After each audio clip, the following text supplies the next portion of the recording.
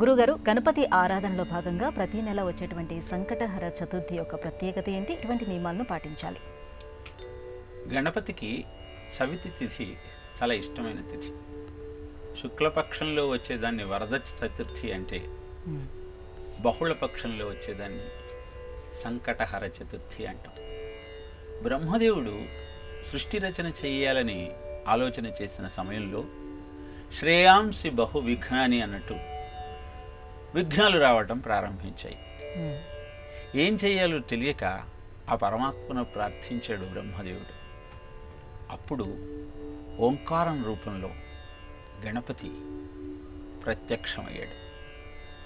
వక్రతుండ మంత్రాన్ని ప్రబోధించాడు. వక్రతుండ మహాకాయ కోటి సూర్య సమప్రభ నిర్విఘ్నం కురుమే దేవ సర్వకార్యేషు సర్వదా. వక్రము అంటే వంకరగా ఉన్నది అనే అర్థం కాకుండా, వక్రము అంటే విఘ్నము, తుండము అంటే ఛేదించేది.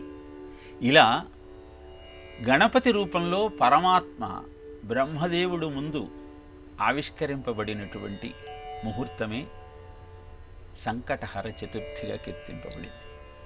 ఏ విధంగానైతే బ్రహ్మదేవుడు తలపెట్టిన కార్యక్రమాలకు వచ్చే విఘ్నాలన్నింటినీ ఆ పరమాత్మ దూరం చేసి శ్రేయస్సును కలిగించాడో, అలానే సంకటహర చతుర్థి నాడు ఎవరైతే గణేశ ఆరాధన చేస్తారో వారికి కూడా కష్టాలన్నీ తొలగి ఫలితాలు, ప్రయోజనాలు సిద్ధిస్తాయి. ఆ రోజు సంకటహర గణేశ స్తోత్రాన్ని చెయ్యాలి. అలానే సంకటహర చతుర్థికి సంబంధించిన కథను వినాలి. చవితి ఆ రోజు ప్రదోష సమయంలో ఉండాలి.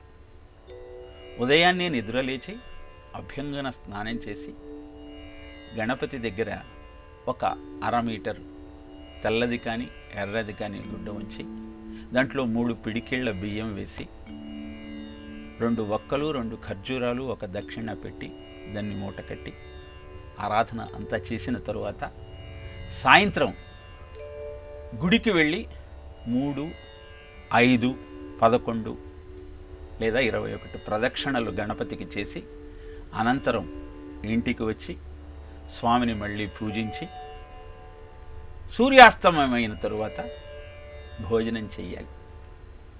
ఈ వ్రతాన్ని 3 నెలలు కానీ 5 నెలలు కానీ 11 నెలలు కానీ 21 నెలలు కానీ చేయగలిగితే నీకున్న కష్టం ఎంత గొప్పదైనా దాని నుంచి నీకు విముక్తి దొరుకుతుంది అని పురాణం తెలియచేస్తుంది.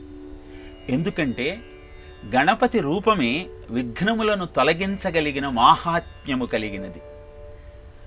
దానిలో వరద చతుర్థి నాడు గణేశ ఆరాధన చేస్తే నీ కోరికలు నెరవేరుతాయి. సంకటహర చతుర్థి నాడు ఆరాధన చేయటం వల్ల వచ్చే విఘ్నాలన్నీ తొలగి అద్భుతమైనటువంటి ఫలితం నీకు సిద్ధిస్తుంది. అందుకే సంకటహర చతుర్థికి అంత విశేషమైనటువంటి ప్రాముఖ్యతను అందించింది పురాణం.